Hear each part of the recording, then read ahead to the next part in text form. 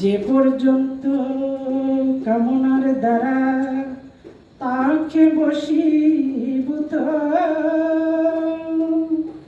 সেই দ্বারা কামনার তারা হয় সম্ভূত সেই কাম দ্বারা তারা হিত জ্ঞান হয় আমাকে চারিয়ায় অন্য দেবতা পূজয় আমি অন্তর জামি তার তাকিয়ায় অন্তরে সেই দেব পূজা করায় সত্তরে সেই শ্রদ্ধা দেয় করিয়ায় চল অতএব অন্য দেব করয় পূজন সে তো কোনো শ্রদ্ধাযুক্ত দেব আরাধন করিয়া সে ফল পায় আমার কারণ কিন্তু সেয় ফল অনিত্য সকলে স্বল্প মেধা চাহে তাই সাধন বিফলে তারা দেব লুকে যায় অনিত্য সে ধাম মোর ভক্ত মোর দামে নিত্য পূর্ণ কাম স্বল্প বুদ্ধি যার হয় সে বলে নিরাকার জানে না তাহার চিত বিগ্রহ আমার হরে কৃষ্ণ। আমি যে 3-4টা শ্লোক উদ্ধৃতি করলাম আর বঙ্গানুবাদটা আমি একটু বিশ্লেষণ করেই বলবো। আমরা যারা বিভিন্ন পূজা পার্বণ করে থাকি আমি যে জিনিসটা ফিল করেছি যে ইদানিংকালে ধর্মচর্চা খুব প্রচুর হচ্ছে। যেমন আমরা যখন ছোট ছিলাম তখন কিন্তু এই ধরনের মন্দির বা ধর্মীয় সভা খুব কম হতো, এই সুযোগটা কিন্তু আমরা পাই নাই।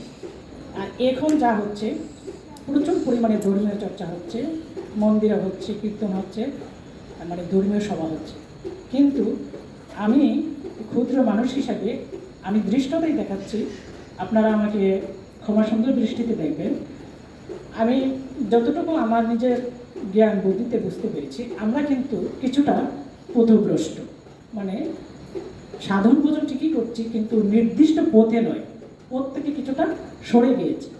এর জন্য ভাবতে পারেন যে আমি এই কথাগুলো বলছি কীভাবে। আমি কিন্তু কোনো কথা এই ডকুমেন্টের বাইরে বলবো না, শুধু এখান থেকে নিয়ে আপনাদের সামনে একটু ব্যাখ্যামূলক আলোচনা করব। আমি এখানে আমাদের যে পূজা পার্বণ বা বিভিন্ন দেবদেবীর পূজা পার্বণের কথা বলেছি। শ্রীমদ্ ভগবদ্গীতা সম্বন্ধে তো আমাদের কোনো প্রশ্ন আছে কি? এটা তো আমরা সবাই মানি, সনাতন ধর্মে যারা আছি গীতার বাইরে তো আমরা চিন্তা করতে পারি না, তাই না? কিন্তু গীতার কথাগুলাই যদি আমরা না শুনি, গীতার কথাগুলোই যদি আমরা না মানি, তাহলে আমার এই জন্ম তো বৃথাই গেল। আমার জন্ম বৃথা। আমাদের ধর্মগ্রন্থ বা আমি একদম ছোটোবেলা থেকেই আমার একটু কিউরিওসিটি মানসিকতা ছিল, মানে প্রশ্ন জাগে। তা আমরা একটা কাজ যদি করি সেটার মধ্যে যদি আমার প্রশ্ন না জাগে তাহলে আমি ওইখান থেকে কিছু জানতে পারবো না। আমার প্রশ্ন জানতে হবে যে এই জিনিসটা কেন করি, আমরা কেন করি, কোথায় সেটা লেখা আছে, আমি করতেছি কোথায় সেটা লেখা। আমি 20 নম্বর শ্লোক, আপনারা অনুগ্রহ করে বিজ্ঞানী হোক 20 নম্বর শ্লোকটা, আমার 7ম অধ্যায়ের 20 নম্বর শ্লোকটার যে বঙ্গানুবাদটা আছে আমি আপনাদের সামনে একটু।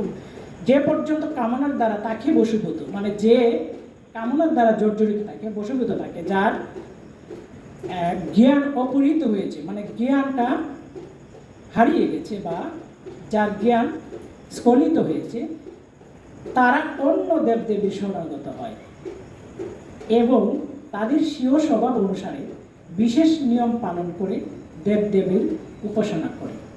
ভগবান শ্রীকৃষ্ণ তার প্রিয় সখা অর্জুনকে উদ্দেশ্য করে বলছে, কি বললো দেখেন, যে যারা আমরা যে দেব দেবী পূজা করি, এখানে কিন্তু আমার পবিত্র গ্রন্থে কিন্তু সেটাকে নিরুৎসাহিত করা হয়েছে। হরে কৃষ্ণ। তাহলে আমরা যে করছি, আমরা কোনটা মানব? শ্রীমদ্ ভগবদ্ গীতা মানব নাকি অন্য কিছু মানব? অন্য কিছু কি মানবে? আমাদের মূল ধর্মগ্রন্থ বেদ। বেদে কি আছে? আমরা বেদ দেখি, বেদে স্পষ্টত কয়জন দেব দেবতার উল্লেখ আছে। আমি ছোটবেলা থেকে বেদকে নিয়ে ঘাটাঘাটি করি এবং বেদ আমাদের মূল ধর্মগ্রন্থ। দুঃখজনক বিষয় হলো আমাদের প্রজন্মের অনেক ছেলেমেয়েরা, এমনকি অনেক বয়োজ্যেষ্ঠ ব্যক্তিবর্গ আছেন যারা বেদকে আজ পর্যন্ত দেখেই, বেদ গ্রন্থটা কেমন সেটাই জানে না। আমি সনাতনী, আমি হিন্দু ধর্মের একজন মানুষ হিসেবে গর্ববোধ করি, কিন্তু দুঃখজনক হলো আমি বেদ গ্রন্থটা কয়টা খণ্ডে পাওয়া যায়, কয়টা বেদ আছে, বেদের পঙ্গোক্তিগুলো কেমন, সেই জিনিসগুলো আমি চিনি। আমি সনাতন দাবি করি। যাই হোক, এখানে বলা আছে যে যারা জড় কুলস থেকে মুক্ত হতে পারে নাই, জড় জগৎ, আপনি গীতা যদি পড়েন হাজার হাজার বার লেখা আছে জড় শব্দটা, ইন্দ্রিয় সংযোগ কথাটা হাজার বার লেখা আছে। যদি দেখি আমরা কি করি, গীতা পাঠ করি কিভাবে?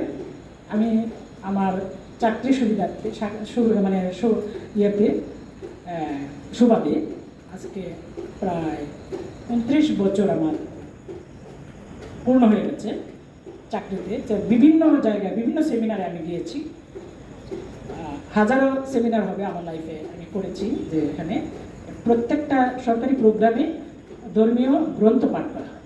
সেখানে আমাদের পবিত্র গীতা থেকে উদ্ধৃতি হয় আর মুসলমানদের কোরআন শরীফ থেকে উদ্ধৃতি হয়।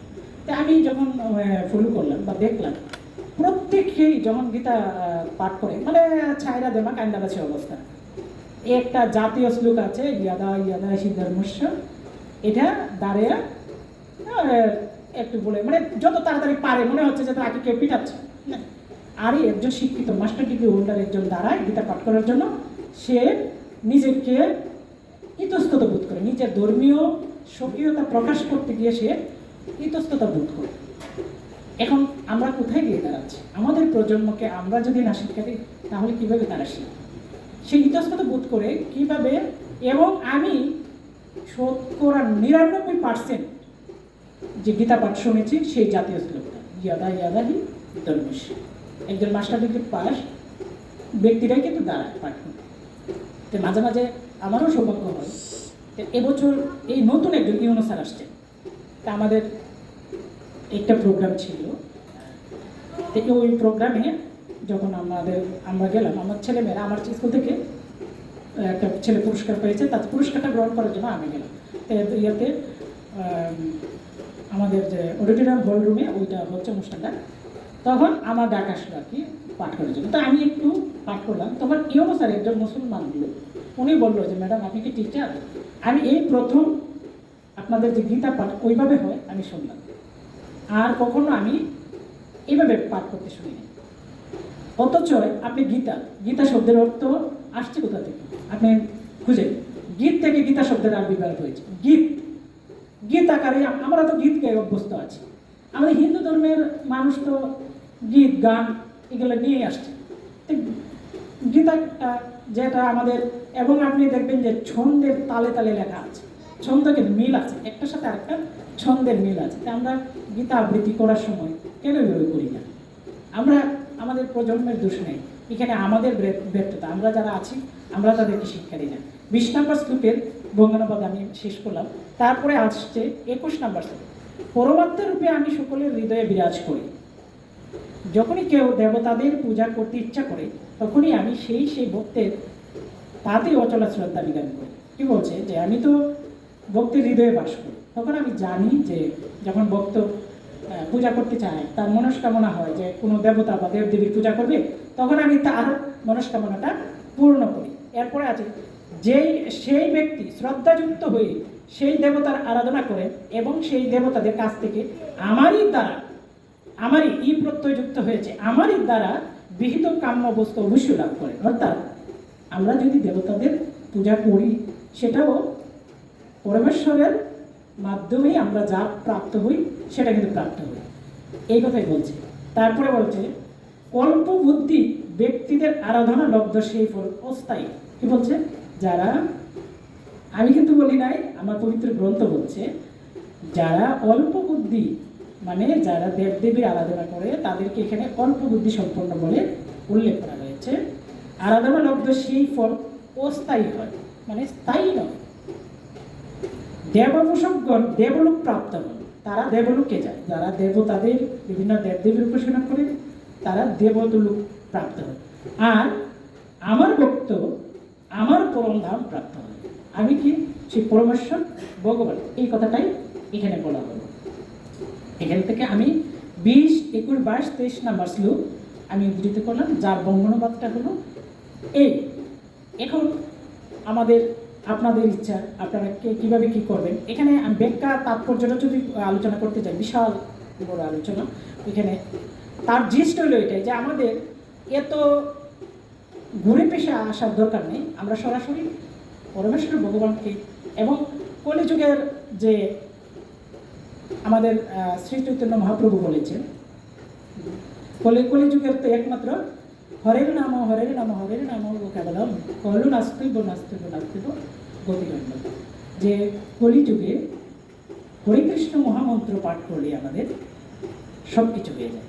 তো এখন আমি এই শ্লোকগুলা বাছাই কেন করলাম, যে আমরা কি দেখি সমাজে বা পরিবারগুলোতে, যখন আমরা পূজা অর্চনা করতে থাকি, সে বলে কি ওই নিয়ম ওইভাবে না ওইভাবে, এটা না এটা না এটা না, মানে 1000টা নিয়ম ধরাই নেই। এই যে স্বীয় 20 নম্বর শ্লোকের এখানে উল্লেখ করছে, স্বীয় স্বভাব অনুসারে বিশেষ নিয়ম পালন করে দেবতা, স্বীয় নিজেদের মতো করে একটা বলে দেবে যে এখানে ওইটা খাওয়া যাবে না, ওইখানে ওইটা খাওয়া যাবে না, এটা খেলে ওইটা হবে। কোথা থেকে পেয়েছে এটা? দেখার তো একটা ধর্মগ্রন্থে কোথায় কি আছে। আমার কথা হলো, একটা ধর্মগ্রন্থ পাঠ না করিয়া এক একজন মহাপণ্ডিত হয়ে যায়, আমরা একজন পণ্ডিত হয়ে যাই, আর বিভিন্ন ফর্মুলা দিতে থাকি, বিভিন্ন নিয়ম বলতে থাকি যে এটা এটা এটা এটা। আমার যখন আমরা মনে করেন আমাদের সামনে আসতেছে যে আমরা জন্মাষ্টমী উৎসব করবো, জন্মাষ্টমী অনুষ্ঠান করবো, তো ভগবান শ্রীকৃষ্ণের জন্ম উৎসব আমরা পালন করবো। হ্যাঁ, আমাদের এখন কিন্তু সময় এসেছে জ্ঞানমূলক চর্চা করতে হবে, আগে জানতে হবে, তারপরে আমি সেটা পালন করতে হবে। আমার যদি প্রশ্ন না জাগে, তাহলে এই নিয়ম, এই পূজা পার্বণ করে আমার কোনো লাভ হবে না। আমার আগে জ্ঞান, নয়তো আমার সমাজকে টিকানো বড় দায় হয়ে যাবে। আজকে যে মেয়েটা পুজোতে ভক্তিগীতি গায়, আপনার সারাক্ষণ তিলক ধারণ করে, রুদ্রাক্ষ ধারণ করে, গলায় তুলসীর মালা পরে, একদিন দেখা যায় সেও কনভার্টেড হয়ে যায়, সেও ধর্মান্তরিত হয়ে যায়। কারণ কি? এটা কি আমাদের খুঁজে বের করতে হবে না? এটার দায়িত্ব তো আমাদের, এটা এই কাজটার দায়িত্ব তো আমাদের। আমরা যদি না করি, তা আমাদের সন্তানদেরকে সুন্দর একটা ধর্মীয় মতবাদ, সুন্দর একটা সমাজ ব্যবস্থা কিভাবে উপহার দেবে, সেটা তো আমাদের দায়িত্ব।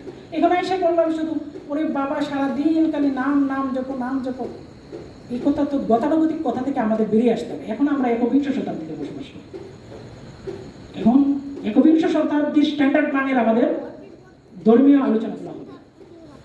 ওই এই ডোয়াংডা এইগুলা কিছুটা পরিহার করে মানে জ্ঞান ভিত্তিক আলোচনায় আমাদেরকে আসতে হবে, নয়তো আমাদের সমাজ আমরা ধরে রাখতে পারবো না, আমাদের নতুন প্রজন্মকে আমরা ধরে রাখতে পারবো না। এখনকার ছেলেমেয়েরা কিন্তু খুবই কিউরিয়াসিটি মনোভাবে, তারা বিভিন্ন ধরনের প্রশ্ন করবে, আপনাকে জর্জরিত করবে।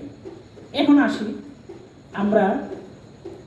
আমি সবসময় এই একটা শ্লোক পাঠ করতে আমার খুব ভালো লাগে, শেষ করে দেব প্রায় শেষের দিকে। এখন আমরা যখন